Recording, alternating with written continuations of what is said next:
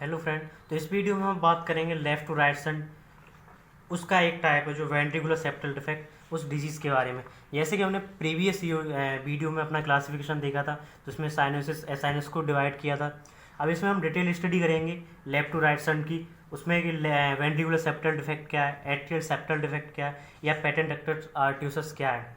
जैसा कि हम बात कर रहे थे कि इसमें पल्मोनरी ब्लड फ्लो इंक्रीज हो रहा था, तो समझते हैं इसमें क्या है।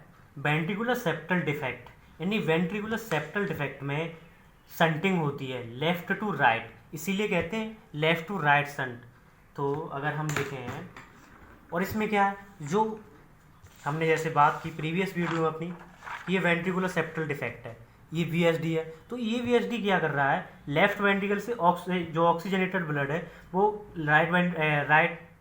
राइट वेंट्रिकल में आ गया। ये क्या कर रहा है, यहाँ मिक्सअप हो रहा है, तो डीऑक्सीजनेटेड ब्लड ऑलरेडी है यहाँ पर, तो जो डीऑक्सीजनेटेड ब्लड है वो ऑक्सीजनेटेड ब्लड के साथ मिक्सअप हो गया। यहाँ मिक्सअप होने से ये क्या करेगा, हमने बात की थी कि यहाँ पल्मोनरी जो प्रेशर है वो बढ़ जाता है, क्योंकि superior vena cava inferior vena cava ये भी ब्लड को लाके राइट एट्रियम ड्रेन कर रही है, ये फिर यहाँ राइट वेंट्रिकल में ट्रांसफर कर रहा है थ्रू ट्राइकस्पिड वाल्व। अब ये ट्राइकस्पिड वाल्व के द्वारा जो ब्लड आ रहा है उसके द्वारा इसका प्रेशर बढ़ गया। अब ये जो प्रेशर बढ़ गया तो यहाँ से रिटर्न हो जाता है ये ब्लड, यहाँ से डीऑक्सीजनेटेड ब्लड लेफ्ट वेंट्रिकल में पहुँच जाता है। तो इसके कारण जो आगे बॉडी के ऑर्गन को सप्लाई करता है, ब्लड का जो स्किन कलर है वो ब्लूइश हो जाता है। तो इसको अब पढ़ते हैं हम। तो अगर हम इसकी डेफिनेशन की बात करें, अगर मैं कहूँ कि इसकी डेफिनेशन कैसे लिखनी है, तो इसकी डेफिनेशन लिखेंगे हम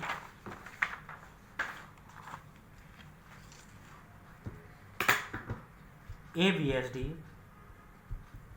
VSD means ventricular septal defect. तो AVSD allows oxygenated blood to mix with, तो जो ऑक्सीजनेटेड ब्लड है हम देख रहे थे ये डीऑक्सीजनेटेड ब्लड के साथ मिक्स हो जाएगा with D oxygenated blood.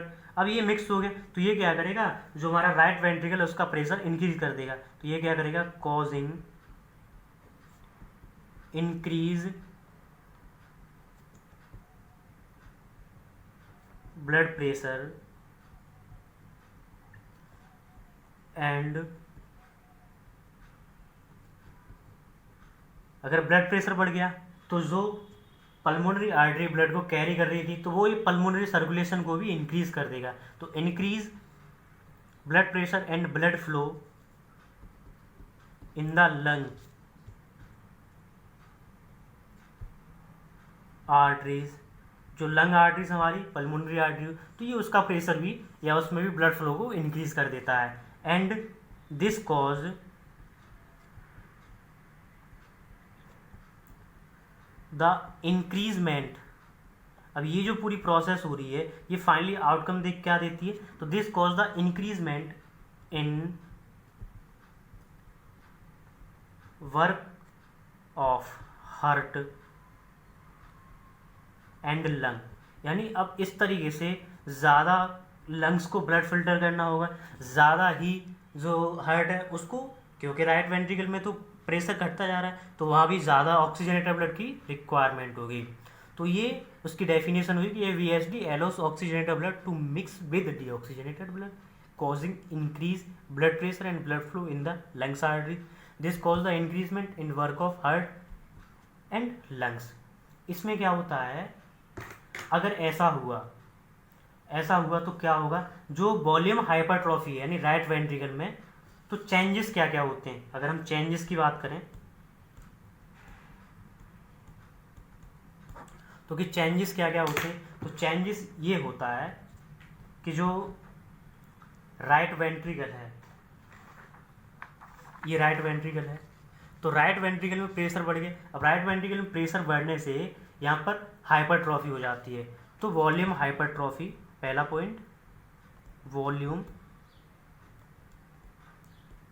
Hypertrophy, sorry HYPERTROPHY, volume hypertrophy of किसकी, राइट वेंट्रिकल, पहला पॉइंट।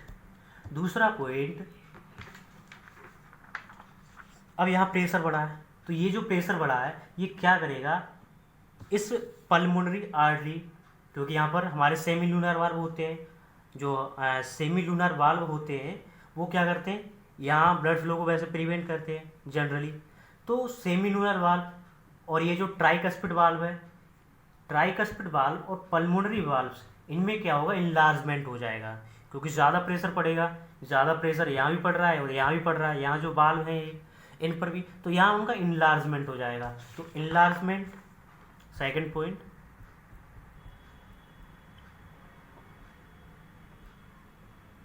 तो सेकंड पॉइंट क्या होगा, enlargement and haemodynamic changes in tricuspid and जो पल्मोनरी वाल्व्स थे हमारे,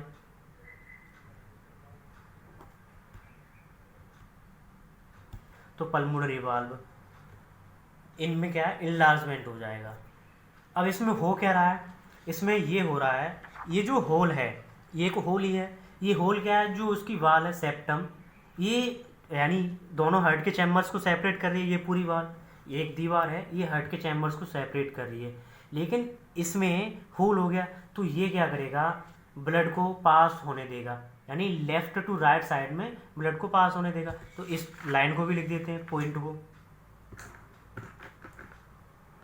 इसको लिखते हैं इस केस से कि ए होल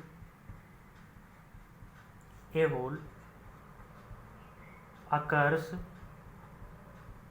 इन द वाल, वाल को क्या कहते हैं, सेप्टम। तो ए होल अकर इन द वाल दैट, ये वाल क्या करती है, सेपरेट, तो that separate the hearts lower chamber, heart के लोअर चैम्बर और क्या होते हैं, वेंट्रिकल्स। तो ये हार्ट के लोअर चैम्बर्स को सेपरेट करती है, यानी वेंट्रिकल्स को, ये वेंट्रिकल को सेपरेट करती है।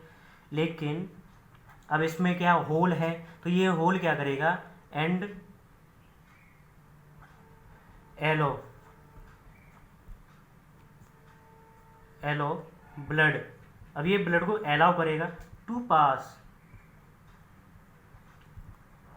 From left to right side of heart. यानी एक होल है, ये होल बाल है जो सेप्टम है हार्ट की, जो दोनों लोअर चैम्बर को सेपरेट कर रही है, उसमें प्रेजेंट है।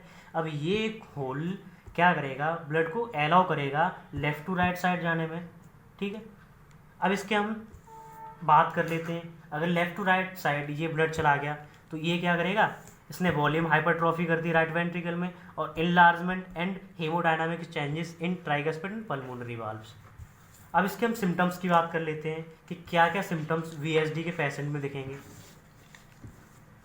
यानी अगर कोई पेशेंट वीएसडी का है तो उसमें क्या क्या सिम्टम्स दिखेंगे, तो हम इसके सिम्टम्स की बात कर लेते हैं। इसके सिम्टम्स, तो सिम्टम्स में क्या है, सबसे पहले चूंकि डीऑक्सीजनेटेड और ऑक्सीजनेटेड ब्लड मिक्स हो रहे हैं तो ये क्या करेगा, ब्लूइश कलर, तो जो बॉडी का कलर है वो कैसा हो जाएगा,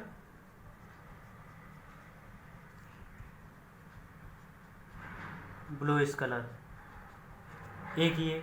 दूसरा क्या होगा, दूसरा पुअर ईटिंग होगी। तीसरा ऑक्सीजनेटेड और डीऑक्सीजनेटेड अगर ब्लड मिक्स हो जाएंगे तो ये शॉर्टनेस ऑफ ब्रीथ, यानी जिसे हम बायोलॉजिकल टर्म में डिस्पनिया कहते हैं, ये उसको कॉज करेगा। चौथा, ये फटेग, बॉडी फटेग हो जाएगी, थकान फील होगी, थकान होगी, ठीक है। और क्या होगा, यानी जो अगर हम कहें रेस्पिरेटरी ट्रैक्ट इन्फेक्शन, यानी अगर ये प्रोसेस लगातार चलती रहेगी, ऑक्सीजनेटेड डीऑक्सीजनेटेड मिक्स होते रहेंगे, तो इससे क्या है, हमारा जो रेस्पिरेटरी ट्रैक्ट इन्फेक्शन है वो हो जाता है, रेस्पिरेटरी ट्रैक्ट इन्फेक्शन, तो रेस्पिरेटरी ट्रैक्ट इन्फेक्शन हो जाता है। अब हम बात कर लेते हैं कि इसकी कॉम्प्लिकेशंस क्या होंगी।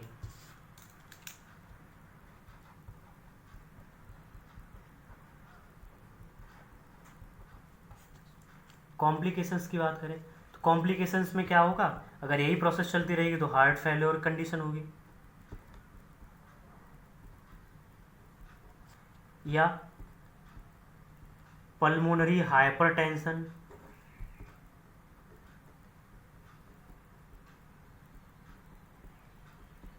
और अगर यही रहा तो जो हमारे हार्ट की लेयर्स हैं उसमें इन्फ्लामेशन हो जाएगा, क्योंकि उन्हें प्रॉपर ऑक्सीजन नहीं मिलेगी, प्रॉपर न्यूट्रिएंट नहीं मिलेगा, तो उनमें क्या सेल्स नेक्रोटाइज होने लगेंगी, मरने लगेंगी, तो एंडोकार्डिटिस ये कंडीशन रहेगी। अब इसकी डायग्नोसिस कैसे करेंगे कि हाँ ये डिजीज़ है, तो इसके लिए डायग्नोसिस इसकी ईसीजी के द्वारा ईसीजी कराएंगे, ठीक है, ईसीजी से, या फिर चेस्ट एक्सरे कराएंगे, ये हुआ, या इको कार्डियोग्राम कराएंगे, इको कार्डियो, तो चेस्ट एक्सरे, ईसीजी और इको कार्डियोग्राम से हम इसकी डायग्नोसिस कर सकते हैं। उसके बाद इसका ट्रीटमेंट क्या रहता है, मेनली इसका जो ट्रीटमेंट है इसमें डायूरेटिक्स यूज़ की जाती हैं। कौन सी? डायूरेटिक्स। जैसे अगर एक एग्जांपल के तौर पे बात करूँ तो फ्यूरिसिमाइड डायूरेटिक्स हुई, और इसमें जो फॉलिक एसिड है रिच डाइट खाई जाती है, folic acid rich diet use की जाती है इसमें, यानी ऐसे सप्लीमेंट लिए जाते हैं जिसमें फॉलिक एसिड की मात्रा ज़्यादा हो। और इसमें पेरेंटल केयर बहुत इम्पोर्टेंट है, तो पेरेंटल केयर जो है वो बहुत इम्पोर्टेंट है, even before you are pregnant, यानी इवन बिफोर, अगर आप प्रेग्नेंट हैं तब भी इसमें बहुत इम्पोर्टेंट है, यू आर प्रेग्नेंट। और इसमें क्या करना है, जो माँ है उसको अपनी जो डायबिटीज़ है उसे कंट्रोल करना है, तो keep diabetic under control mother के लिए। और उसे क्या करना है, जो एल्कोहल है, ड्रग्स एक्सेस, तम्बाकू, इन सबको प्रिवेंट करना है, यानी यूज नहीं करना है। और कहते हैं ना prevention is better than cure, तो ये इसके हमने मैनेजमेंट की बात कर ली, कॉम्प्लिकेशंस की और सिम्टम्स की। और इसका ये डायग्राम है पूरा वेंट्रिकुलर सेप्टल डिफेक्ट का, कि ये किस तरीके से हो रहा है। तो आई होप आपको ये समझ में आया होगा। Thank you.